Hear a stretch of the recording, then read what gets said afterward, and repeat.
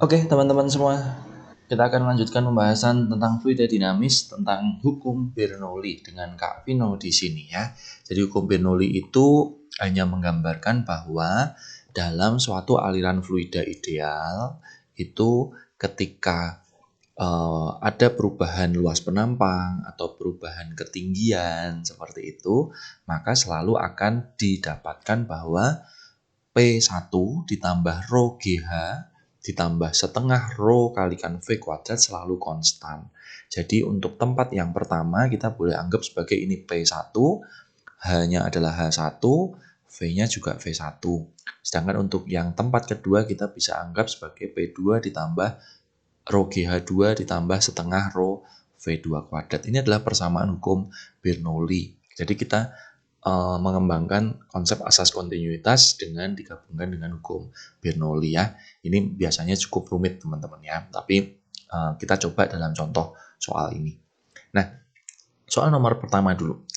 Sebuah pipa horizontal, luas penampangnya 10 cm persegi, disambung dengan pipa horizontal lain yang luas penampangnya 50 cm persegi. Kelajuan air dan tekanan di pipa kecil adalah 6 meter per sekon dan 200 kilopascal. Hitunglah kelajuan air di pipa besar dan tekanan air di pipa besar. Jadi untuk teman-teman supaya tidak ketinggalan ya, ini biasanya kita akan data dulu. Di sini kan ada pipa kecil dan pipa besar. Ya, kita masukkan yang sudah ada dulu. Jadi luas penampangnya itu yang di kecil atau kita sebut A1 itu 10 cm persegi. Sedangkan yang di A2 itu 50 cm persegi. Kemudian kelajuan air di pipa kecil ini V1 6 meter per sekon. Dan tekanan di sini adalah 200 kilopascal. Nah, karena ini adalah pipa horizontal, maka kita anggap H1 itu sama dengan H2. Nah, berikutnya kita akan mencari V2-nya berapa, P2-nya berapa. Ya. Jadi pertama kita tetap harus gunakan prinsip asas kontinuitas teman-teman ya. Jadi untuk mencari kelajuan kita bisa gunakan prinsip asas kontinuitas. V1 per V2 sama dengan A2 per A1. Jadi V1-nya 6, V2 kita mau cari, A2-nya 50, A1-nya 10. Di sini kita bisa dapatkan V2-nya berarti 1,2 meter per sekon.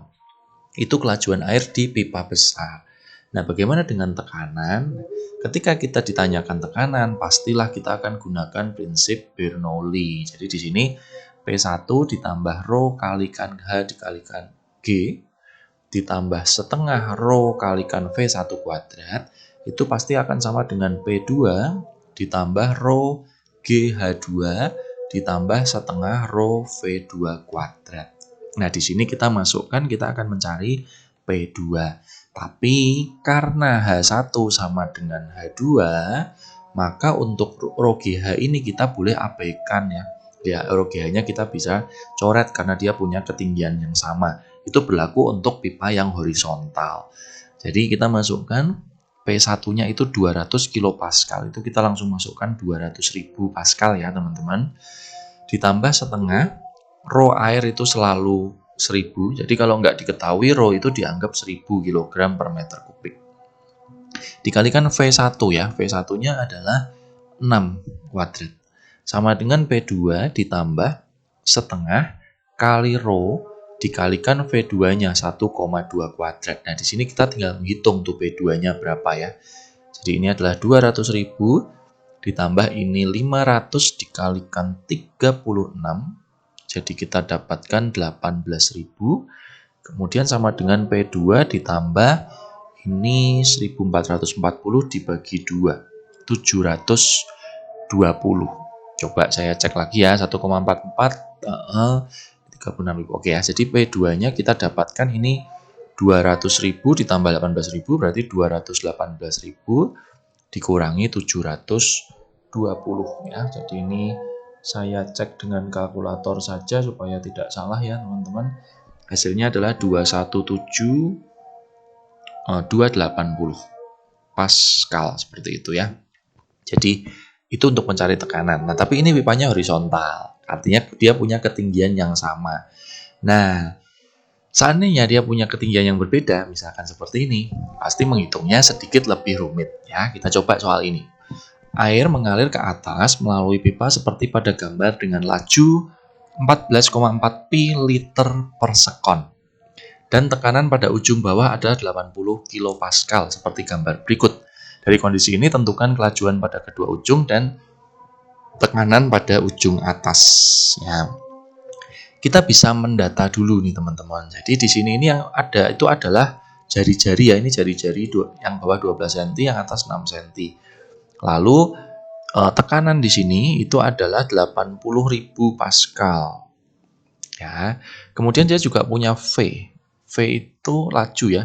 14,4 pi liter per sekon itu kita bisa jadikan 14,4 kali 10 pangkat minus 3 pi meter kubik per sekon, karena satuannya harus meter ya, seperti itu. Itu adalah maaf, ini lajunya dalam meter kubik per sekon, berarti ini adalah debit teman-teman. Ya, jadi ini debit itu Q ya. Nah, karena ini meter kubik. Nah, dari sini ya, dianggap yang di bawah ini dia punya ketinggian 0, sedangkan yang di atas ini dia punya ketinggian 2 meter. Oke ya. Nah, untuk mencari kelajuan, kita bisa gunakan rumus kontinuitas, teman-teman. Jadi sebelumnya, gini dulu, kita kan punya jari-jari tuh. Ya, kita bisa mencari luas penampang. Luas penampang pipa itu kita anggap sebagai luas lingkaran, pi r kuadrat. Jadi pi, r-nya adalah 12 kali 10 pangkat min 2 kuadrat. Ya, jadi ini adalah 144 kali 10 pangkat minus 4 pi meter persegi. Nah, disinilah kita akan mencari V atau kelajuan kecepatan alir ya, itu dengan rumus debit. Kita punya rumus Q sama dengan A dikalikan V. Jadi kalau mencari V itu tinggal Q dibagi A. Angkanya bagus teman-teman. Jadi ini 14,4 dikali 10 pangkat minus 3 pi ya, dibagi dengan 144 dikalikan 10 pangkat minus 4 pi. Ini hasilnya persis 1 meter per sekon. Jadi kita dapatkan kelajuan air di pipa bawah adalah 1 meter per sekon. Ini adalah V1. Bagaimana dengan V2? Kita bisa gunakan lagi kontinuitas. V1 per V2 sama dengan R2 per R1 kuadrat. Seperti itu ya. Nah, dimasukkan. V1-nya 1, V2 kita mau cari R2 itu 6 cm, R1-nya 12 kuadrat. Sehingga kita dapatkan 1 per V2 sama dengan ini 1 per 4. Jadi kita dapatkan V2-nya adalah 4 meter per sekon. Ya, itu adalah mencari kelajuan pada kedua ujung. Kemudian untuk mencari tekanan, nah saatnya kita menggunakan hukum Bernoulli ya. P1 ditambah rho GH1 ditambah setengah rho V1 kuadrat sama dengan P2 ditambah rho GH2 ditambah setengah rho V2 kuadrat. Seperti itu. Jadi kita tinggal masukkan saja. P1-nya adalah 80.000 ditambah rho kalikan G-nya 10 dikalikan H yang bawah itu 0 ditambah setengah kali rho dikalikan V1-nya 1 meter per sekon kuadrat sama dengan P2 mau dicari ditambah rho kalikan G dikalikan H-nya 2 meter lalu ditambah lagi dengan setengah dikalikan rho dikalikan 4 kuadrat. Ya, rumit di awalnya ya teman-teman, tapi pastinya teman-teman bisa menghitung lah seperti ini. Ya, dan apalagi ini ada nolnya jadi lebih enak ya. Ini kita dapatkan 20.000 ditambah ini 1.000 dikalikan 16 jadi 16.000 dibagi 2 8.000. Sehingga di sini kita dapatkan P2-nya adalah 80.500 kita kurangkan dengan 28.000. Saya cek lagi ya teman-teman, barangkali ada yang salah. Ya, jadi ini 80.500 kita kurangkan dengan 28.000. Kita dapatkan 52.500 pascal, atau kalau awalnya kilopascal ya teman-teman bisa mengubah menjadi 52,5 kilo Pascal seperti itu ya. Oke, itu tentang hukum Bernoulli. Jangan dilihat rumitnya, tetapi prosesnya teman-teman pahami dan hati-hati dalam menghitung saja. Seperti itu ya.